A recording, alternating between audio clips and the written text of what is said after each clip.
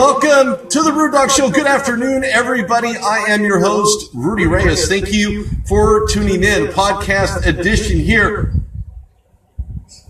We can breathe a sigh of relief here. Everybody's wondering when NBA free agency is going to occur. And I'd like to suspect that this will be one crazy fish out of water type of free agency that we have here, and obviously starting tomorrow. But when you look at the rumors, the rumor mill, and how you're churning and burning all the things that are working in the NBA right now, I think things are starting now. There's a lot of things happening under the rug. And I look at one team specifically, a lot of rumors, and here to share her insight, her understanding, a touch of fandom. I say a touch of fandom because that's what it is. A touch of fandom here is, you can find her on Twitter at TVEEZ_world. And she's a fan, but she's also a writer. So she knows how to separate church and state. Welcome to the show. The one, the only. If you haven't followed her, I just gave you Twitter handles, so shame on you if you don't throw her a follow. But welcome her to the show. We're going to talk all things Lakers. Her name is Tvee Crocker. No, this isn't something you're going to find on the shelf. But if you look on Twitter, you're certainly going to find her. Welcome to the show, Tvee. How are you? I'm good. How are you? I'm doing well. Thank you for taking your time out. I know you're ready for free agency. I know it probably already started for you because of all the news that has been swirling, a lot of conversation. Who's going to be a part of the Lakers in 2018? We'll talk about Paul George. We're going to talk about the other LA team. That would be the Clippers with Blake Griffin. He's headed to Phoenix tomorrow to visit with the Suns, as well as on Sunday with Paul Millsap and the Atlanta Hawks. But we're going to stay here with the other LA team, that being the Los Angeles Lakers. There's a lot to be desired, Tvee. I look at all the things that are happening now. Some are crazy, some are really not so crazy and not so obscene. Let's put Paul George in this conversation. Paul George is someone who is originally from California. He played in Palmdale. He went to the local high school there. He's a California native. Lots of conversations swirling around whether or not he's going to come back to California, not play for the Kings. I know that's where you're at, but play for the local LA Lakers. Is that a possibility? Do you see Paul George? I know he was tweeting out stating that he would have to be thrown out of Staples Center in order to not be part of this Lakers team. What are your ideas about Paul George, and do you think he'll belong back in the Lakers, at least back in the California area, and do you see the Lakers being the team? Absolutely. I know that George is a huge Kobe fan. I mean, stated himself that when you walk into his family home, basically all you see is Lakers. Lakers are praised, not the Pacers. But the Pacers have been a team. Look, there was a truck sitting outside of his house. I know you've seen this. And somebody from their boat, I guess on a lake or something that's in front of his house, talking about lakefront property, I took a photo of a moving van right in front of his house. Is this all about nothing? Is this a bunch of hype? Or does Paul George have the idea that he will be signed by the Lakers? I mean, he's told his friends that. I truly believe that is what Paul George wants at the moment. What I am afraid of is that if he is traded by the Indiana Pacers to, let's say, Boston Celtics, Cleveland Cavaliers, we've heard. I mean, we've even heard Houston is now in the running. When you think about how far ahead those teams are than the Los Angeles Lakers, it does make you wonder if he would go to those teams as a one-year rental, experience success, and say, well, I'm still going to go over here to Los Angeles and see what I can do for the Lakers. It's kind of 50-50 to me.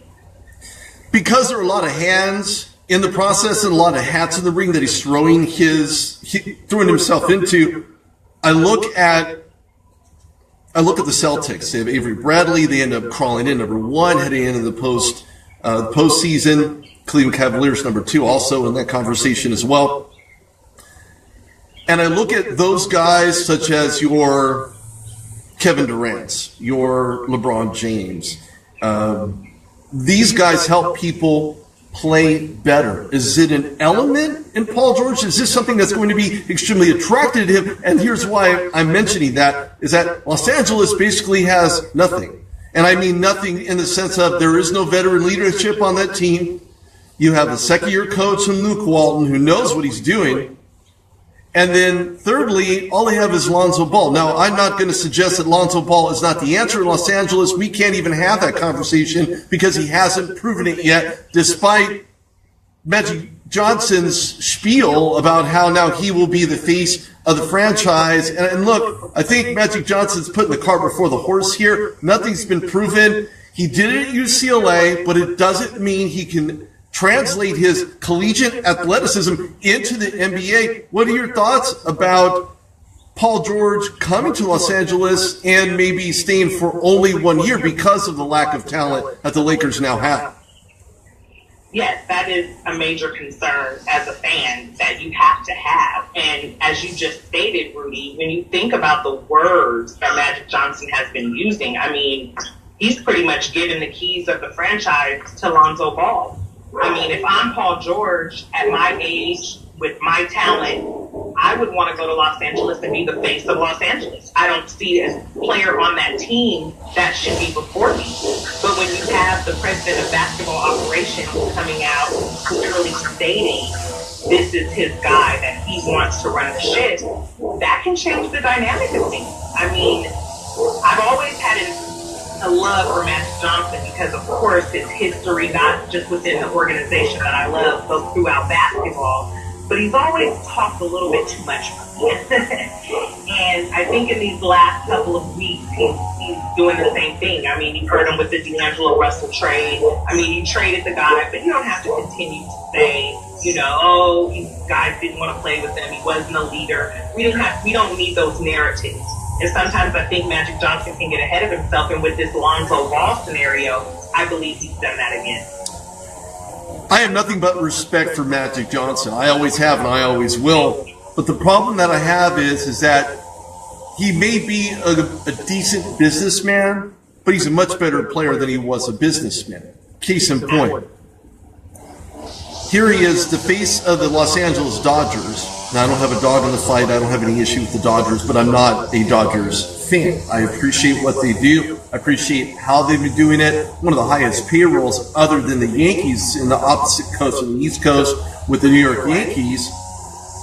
But that's all he's done, has been the talking head. Now he's more than the talking head for a very familiar franchise where he won a myriad of championships, understands the organization, knows what Jeannie Buss is looking for, despite her brother being thrown under the proverbial bus and getting dismissed from being a part of the Lakers organization.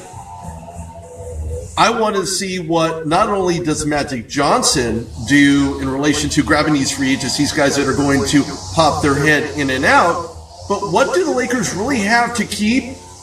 Who not only do they have now, but who be looking at them, such as Paul George. And you know what? I'm even going to go out on a limb and say that even Blake Griffin. I know he's visiting the Hawks. I know he's looking at the Suns. But I think that when you look at him, he could fit the piece of the puzzle with the Lakers and not with the Clippers. What are your thoughts on that? Absolutely. Well, the issue that the Lakers have right now, like you just stated, is besides the city, we don't have much to sell. When you're a free agent, you have to look at the overhaul that we just had with the front office.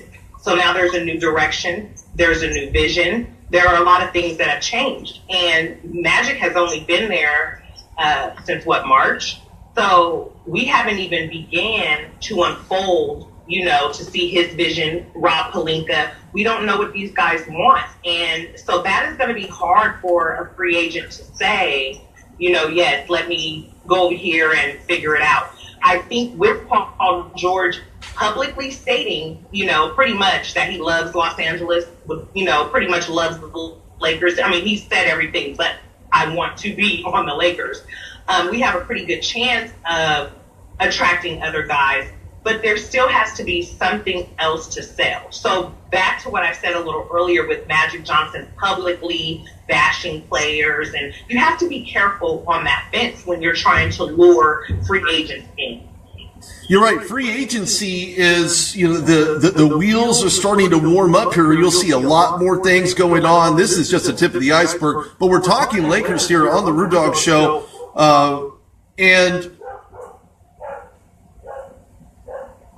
when you talk about rumors, especially in today's NBA where social media is so rampant, it never seen. Right now, social media in sports is the thing. It's about content. It's what you have. It's who you talk about. It's the topic of discussion. Social media has taken the NBA to another level because now there's so many entities getting the scoop, and it's almost as if social media is the ultimate enhancer of what you see before you actually see it, in a matter of speaking.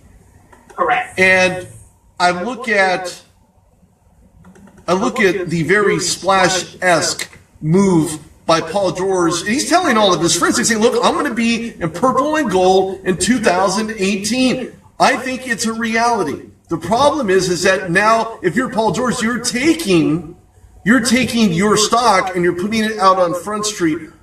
And the Lakers don't really have a ton to offer. I'm going to be honest here. I am a fan, but I call it like it is. I don't believe the Lakers have enough to lure Paul George. But if they do, what that means is they're going to have to sell them on history. Don't forget, history has happened in the past. That's why it's history. Absolutely. What are your thoughts about them having to sell him on the future, and will the future be something that will include Paul George in the lineup this year?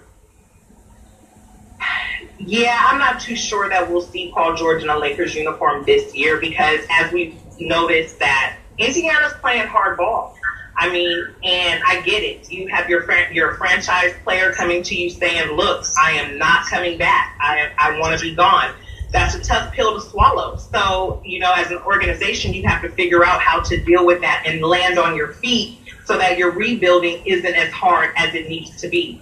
I do understand that a lot of people, throughout the league do not like or respect D'Angelo Russell, but I did think that moving him when they did was a little premature because that is a piece, in my opinion, that Indiana could have started out with. We don't have a pick to give them.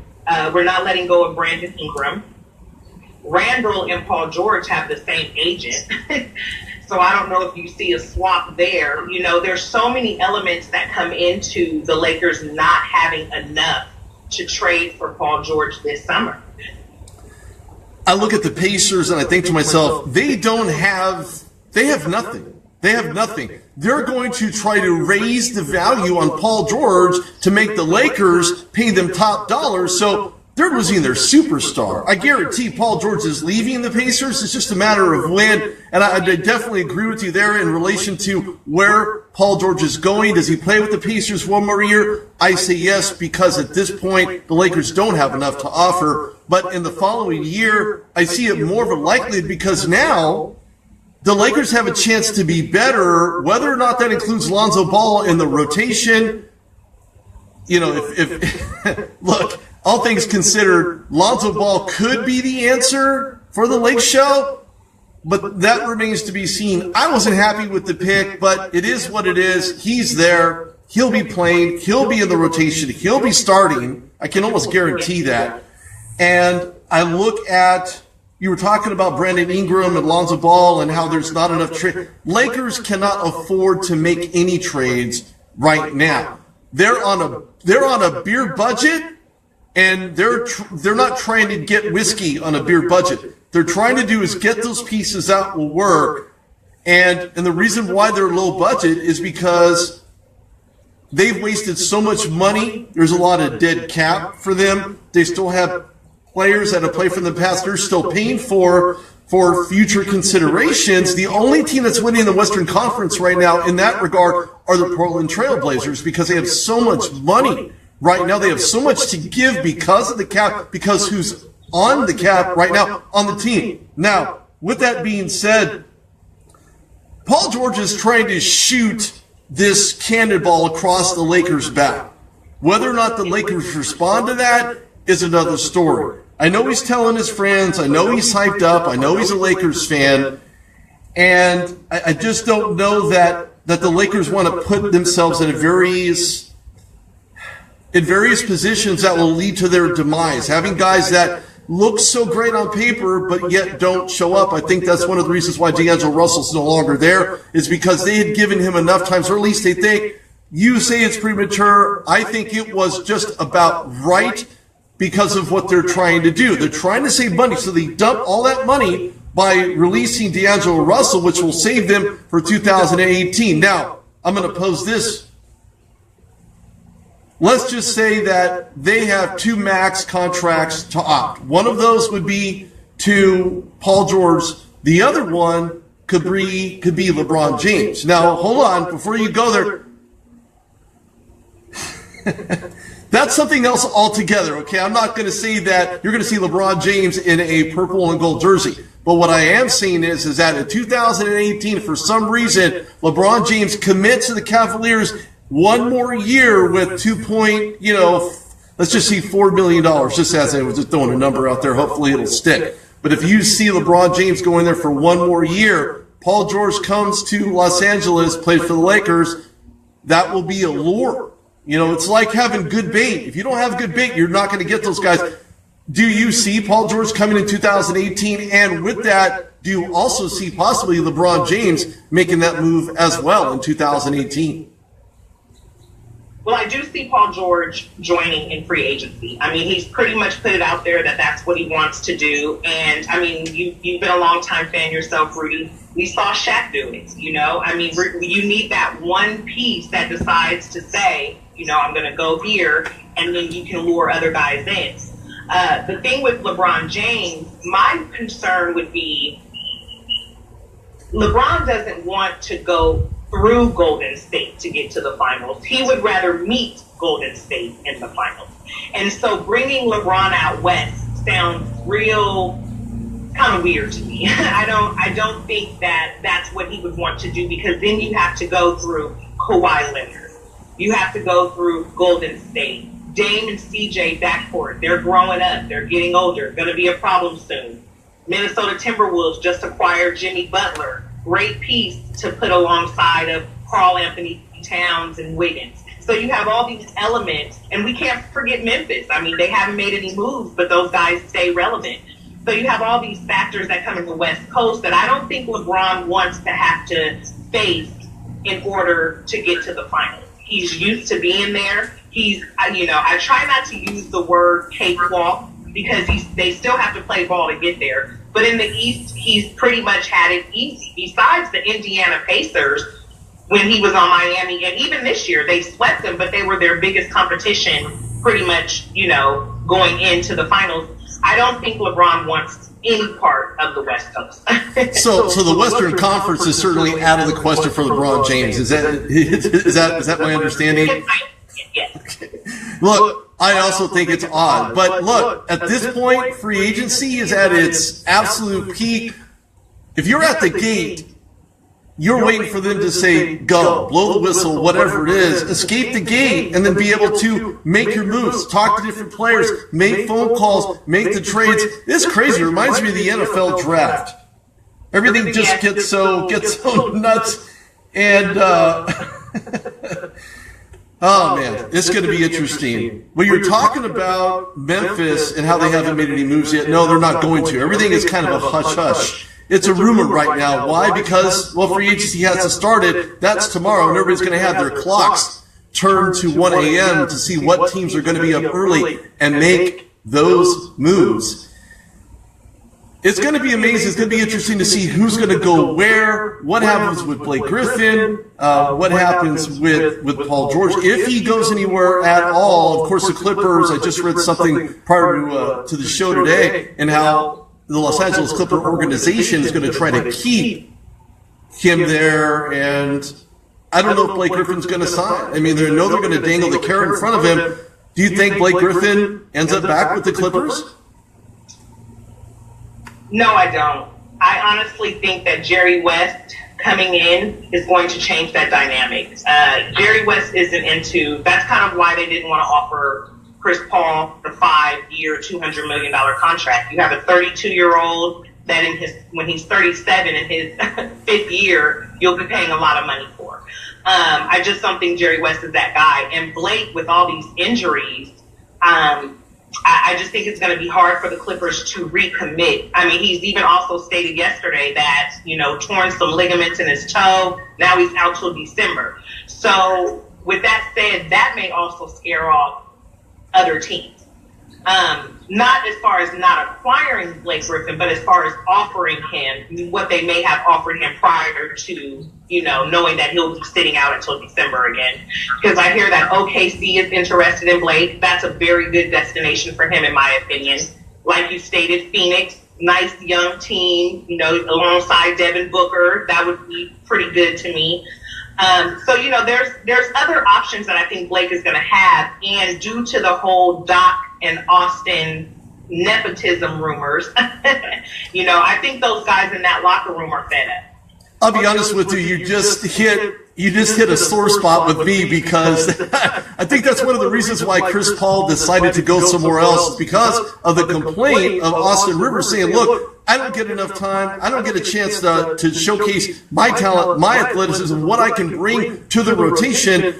And look, Austin Rivers is a great guy. I have nothing against Dr. Rivers. But when you look at this relationship, I think the writing was on the wall. And Doc Rivers talking to the front office and saying, you know what, I want to give my son an opportunity to play and see what he's really made of, because I don't believe he's been able to showcase that yet. At times he's looked really good, but at times he's not looked so good. So, a lot to do about nothing there. But now CP3 is out of the building. He joins James Harden in a very powerful Houston Rockets team that is almost loaded. They need one more piece. I think you can, if you're the New York Knicks, you keep Carmelo Anthony.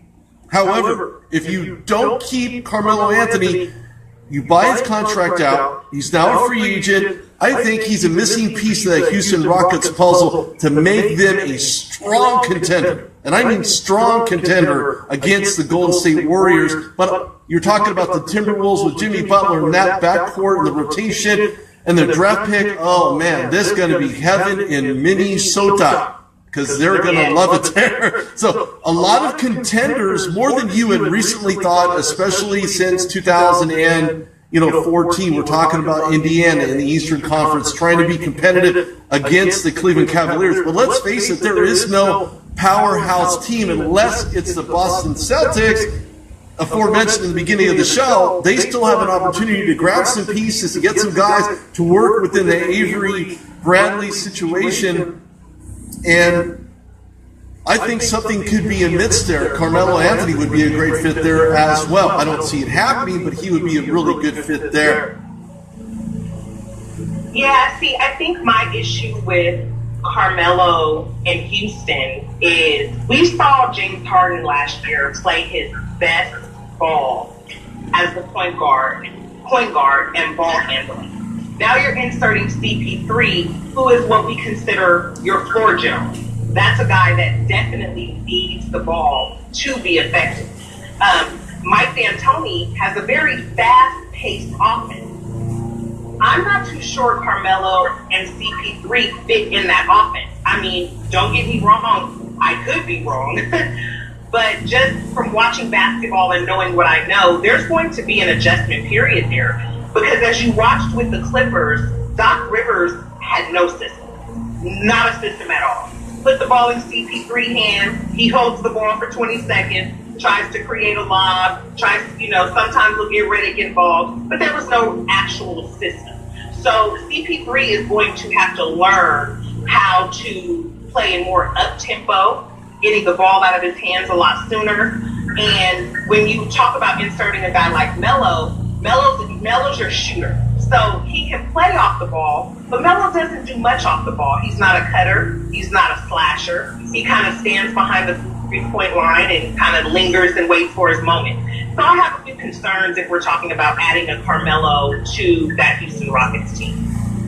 And what also is very interesting about that, T, is that you look at the ball hawking between James Harden and loves to have his ball in the hands. I mean, you've seen him during the playoffs. He was drawing fouls like it was no one's business. He draws the contact and he does it intentionally. He does it so well. And at times I thought to myself, you've got to be kidding me. There's no way he's going to draw the foul like that. I said, that is the best acting I've ever seen. He should have probably received an Oscar for that. But CP3 is also a ball hawk, where he likes the ball in his hands all the time as well. Carmelo Anthony would fit only if he was the go-to guy from three-point.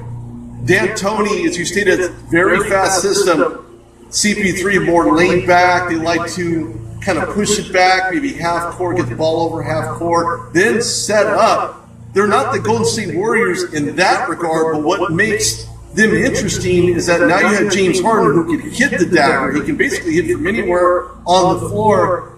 Absolutely. And I think he did a little bit too much with the Rockets being that one person, just like Russell Westbrook, and I mentioned this on the Root Dog Show before, that he is a one-player guy with a no-star system. James Harden now has another star to play in a star system, not a one person in a no-star system.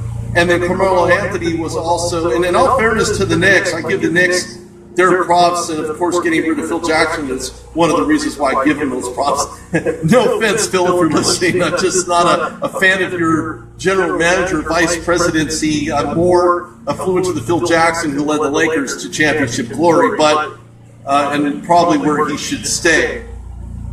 But now, Carmelo Anthony and the Knicks, if he stays there, I see the Knicks becoming, well, not really relevant. I don't think they have a whole lot. Their draft picks really did equalize a whole lot. Biggest question is who's up next for the New York Knicks? There's been some conversations about John Calipari.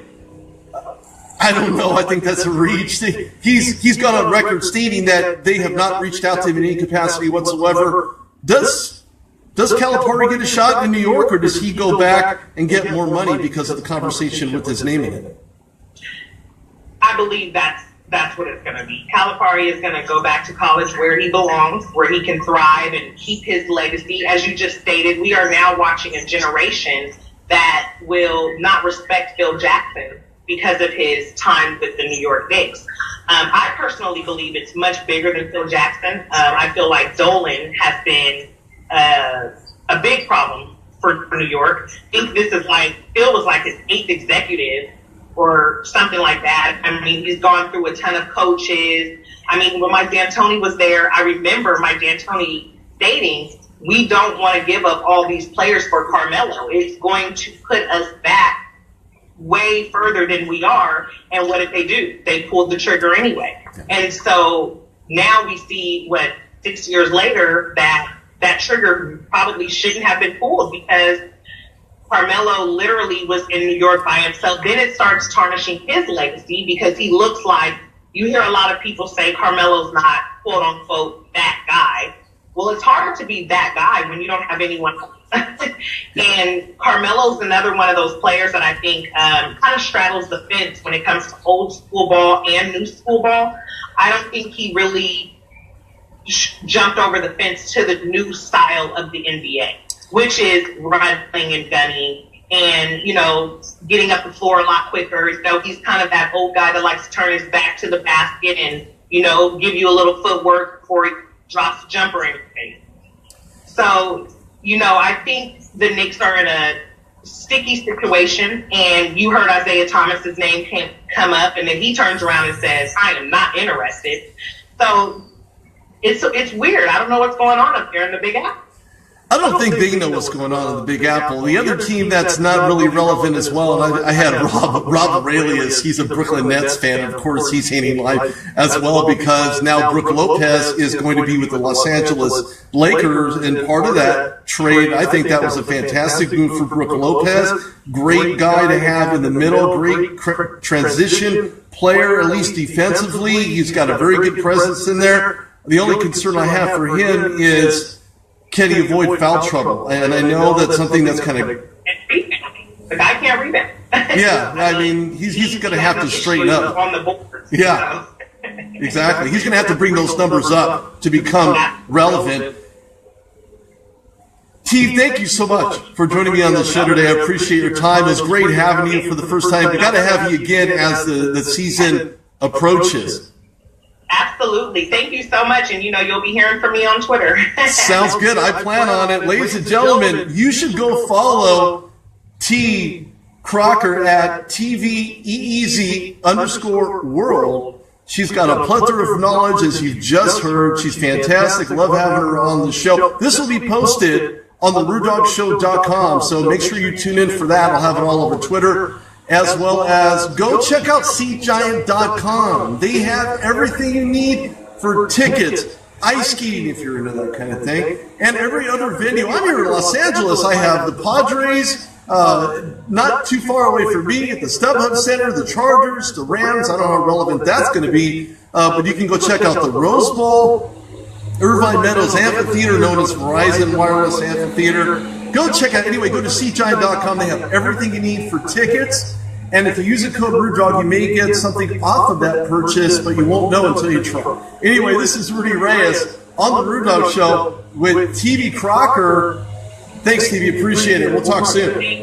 Have a great day. You as well. Thank you. Thank you. Yep. Thank you very much, everybody. This is Rudy Reyes on the RudogShow Show on the RudogShow.com.